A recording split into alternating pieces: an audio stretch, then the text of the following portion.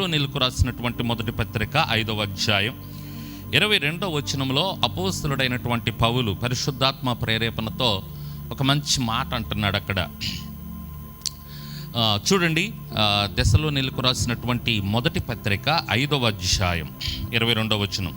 16, 18, 19, 21, 22 మొత్తం కలిసి ఉంటే ప్రియులరా, ఒక్కొక్క మాట అమూల్యమైనటువంటిది.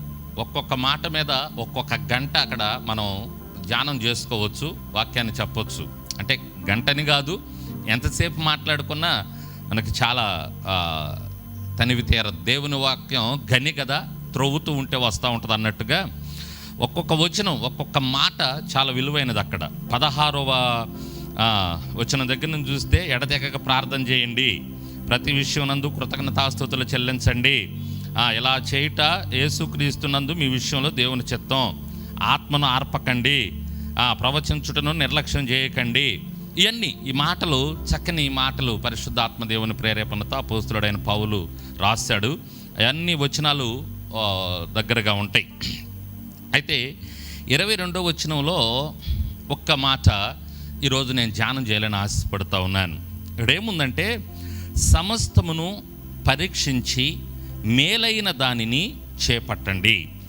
సమస్తమును పరీక్షించి మేలైన దానిని చేపట్టండి అనే మాట.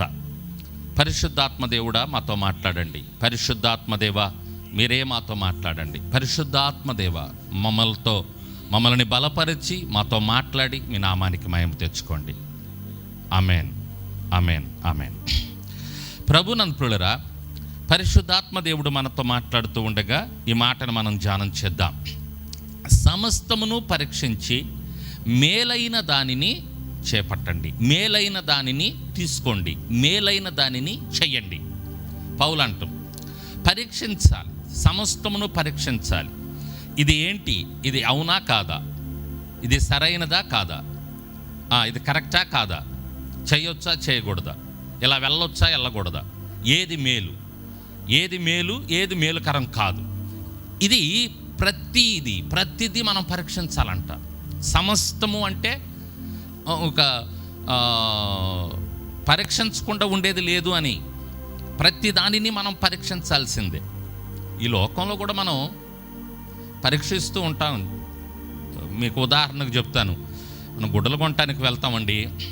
గుడ్డలు కొనటానికి వెళ్ళినప్పుడు షాప్లో మరి మగవాళ్ళైతే ఓ షర్టు ప్యాంట్ అనుకోండి, సరే మగవాళ్ళను పక్కన పెట్టండి, స్త్రీలు ఎక్కువగా పరీక్షిస్తూ ఉంటారు కాబట్టి స్త్రీలను మనం తీసుకున్నాం అనుకోండి, శారీ కొనటానికి వెళ్ళారనుకోండి, ఎన్నిటిని పరీక్షిస్తారు వాళ్ళు.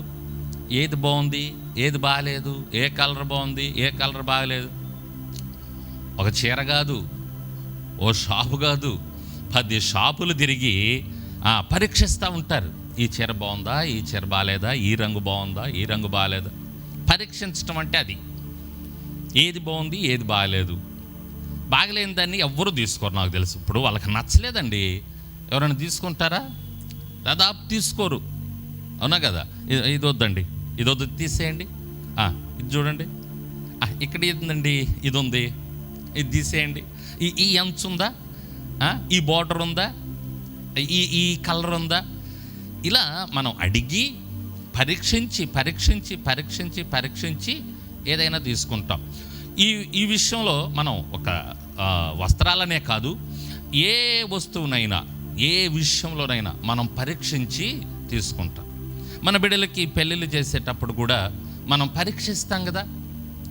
సరైనటువంటి జోడి స్త్రీలకైతే, అంటే ఆడపిల్లలకైతే పెండ్లి కుమారుడిని పరీక్షించి, పెండ్లి కుమారుడు తాగుతాడా, తిరుగుతాడా, ఏం చేస్తున్నాడు, ఎలా ఉంటాడు. కొంతమంది అయితే అక్కడికి వెళ్ళి చుట్టుపక్కల వాళ్ళని, ఇరుగు పొరుగు వారిని అడిగి తెలుసుకొని పరీక్షించి, అవునా కదండి? ఈ విధంగా పరీక్షిస్తాం. పెండ్లి కుమారుడు తరపున వాళ్ళైతే పెండ్లి కుమార్తె తరపున వాళ్ళని పరీక్షిస్తారు. అమ్మాయి ఎటువంటిదండి, అమ్మాయి మంచిదేనా, ఒద్దికి కలిగి ఉంటుందా, తగ్గించుకొని ఉంటుందా, గర్వంతో ఉంటుందా, చక్కగా మాట్లాడుద్దా, అనుకువగా ఉంటుందా, తిరుగుబోతా, ఆ విధంగా ఉంటుందా, ఈ విధంగా ఉంటుందా, అనేక రకాలుగా పరీక్షిస్తారు. పెళ్లి సంబంధాల్లో కూడా పరీక్షలు జరుగుతూ ఉంటాయి. రైట్. అలాగే ఈ విద్యార్థులకు కూడా పరీక్షలు పెడతారు, పరీక్షిస్తారు. పరీక్ష అంటే ఇప్పుడు వాడి నాలెడ్జ్ ఎంతవరకు ఉంది అని పరీక్షించడం అన్నమాట. పరీక్ష పత్రాలు ఇస్తారు. వాడు ఎంతవరకు చదువుతున్నాడు, ఎంతవరకు చదివాడని ఇది ఎలా తెలిసిద్ది? ఈ పరీక్షల ద్వారానే తెలుస్తాయి. ఈ పరీక్షించడం ద్వారా ఇదిగో వీడు ఈ విధంగా చదువుతున్నాడు, 100కి 40 మార్కులు వచ్చినాయి అనుకో, వాడి రేంజ్ అది, వాడు నాలెడ్జ్ అది, వాడు చదువుతుంది అంత. 50 వచ్చినాయి, 60 వచ్చినాయి, 80 వచ్చినాయి, 90 వచ్చినాయి, 99 వచ్చినాయి, ఓ టాప్, సూపర్, వాడు బాగా చదువుతున్నాడు, టాప్లో ఉన్నాడు, నెంబర్ 1 అని. అందుకు ఈ పరీక్ష పెడతాం, వాళ్ళు ఏ విధానంలో ఉన్నారు. కాబట్టి ఈ భూమి మీద చాలా పరీక్షలు ఉంటాయండి. పరీక్షిస్తూ ఉంటాం, పరీక్షిస్తూ ముందుకు వెళతాం, పరిశీలన చేస్తాం. పరీక్షించడం, పరిశీలన చేయటం ఒకటేలేండి. పరీక్ష చేస్తూ పరీక్షించి ఏది మేలైనది, ఏది మంచిది, ఏది నాకు క్షేమం, ఏది నాకు మంచి చేస్తుంది అని చెప్పి ప్రతి విషయంలో మనం పరీక్షించి ఈ లోకంలో కూడా ముందుకు వెళుతూ ఉంటాం. ప్రభునందు ప్రియులారా, ఒకసారి ఆలోచన చేద్దాం. ఈ లోక సంబంధంగా మనం అన్ని విషయాల్లో ఆ విధంగా పరీక్షించి వెళుతూ ఉంటాం. మరి ఆత్మ విషయంలో, ఆత్మీయ విషయంలో మనం పరీక్షిస్తున్నామా? ఏది మేలు, ఏది మనకు మేలు కాదు, ఏది చేస్తే మనకు సరైనది, ఏది చేస్తే మనం దేవుని కృపను పొందుకుంటాం, ఏది చేస్తే దేవుడు మనల్ని బట్టి సంతోషిస్తాడు, ఏది చేస్తే దేవుడు మనల్ని బట్టి ఆనందిస్తాడు, ఏది చేస్తే మనం మేలుకరమైనది, ఏది చేస్తే మనం పరలోకానికి వెళ్తాం, నిత్యరాజ్యంలో ఉంటాం అనే పరీక్ష మనం కలిగి ఉంటున్నామా? పరీక్షిస్తున్నామా? ఏది చేయాలి, ఏది చేయకూడదు? పౌలు అంటున్నాడు, సమస్తమును పరీక్షించండి, పరీక్షించండి. ఎలా ఉందో పరీక్ష చేయండి, పరీక్షించి తీసుకోండి. మరి ఇంతకుముందు మా అమ్మ పాలు అమ్మేటప్పుడు చాలామంది మా అమ్మ దగ్గరకు వచ్చి పాలు పోయించుకునేవాళ్ళు. ఇప్పుడు ఇళ్లల్లో పాలు పోయటం దాదాపు తగ్గిపోయిందిలేండి. అంత డైరీలు వచ్చేసినాయి, పాల డైరీలు అయ్యి. ఇంతకుముందు ఇళ్లల్లో గేదెల్ని మేపి పెంచి వాటిని పాలు తీసి అమ్ముకునేవాళ్ళు ఇళ్లల్లో. చుట్టుపక్కల వాళ్ళు ఇంటికి వచ్చి పోయించుకొని వెళ్ళేవాళ్ళు. వాళ్ళు వచ్చినప్పుడు మా అమ్మ పాలు అమ్ముతుంటే వాళ్ళందరూ కూడా పాలను పరీక్షించేవాళ్ళు, ఎంత నీళ్ళు కలిపింది అని. ఇట్లా తీసి ఒక చుక్క ఇట్లా వేసుకునేవాళ్ళు. ఇక్కడ వేస్తే ఎట్లా అంటే చిక్కటి పాలు అయితే ఆగేయి, నీళ్ళు కలిపిన పాలు అయితే జారిపోయాయి.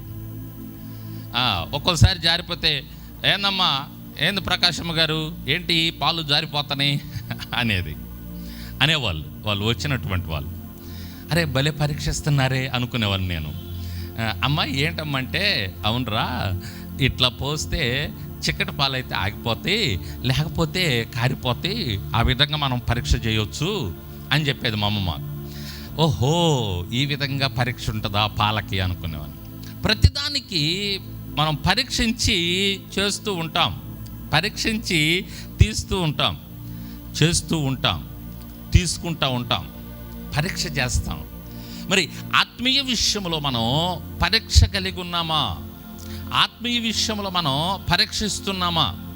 ఏది మేలు, ఏది చెడు అనేది పరీక్షిస్తున్నామా? పరిశీలన చేసి పరీక్షించి ఏదైనా చేయాలి. ఒక క్రైస్తవుడు ప్రాముఖ్యంగా ప్రతి విషయమును పరీక్షించాలి, ప్రతి విషయమును పరీక్షించి పరిశీలన చేసి చెయ్యాలి. దేవునికి మహిమ కలుగునుగాక.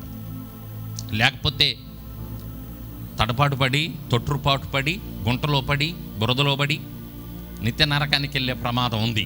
పాపములో పడి నిత్య నరకానికి వెళ్ళే, పాపానికి జీతం మరణం కదా, నిత్య మరణం.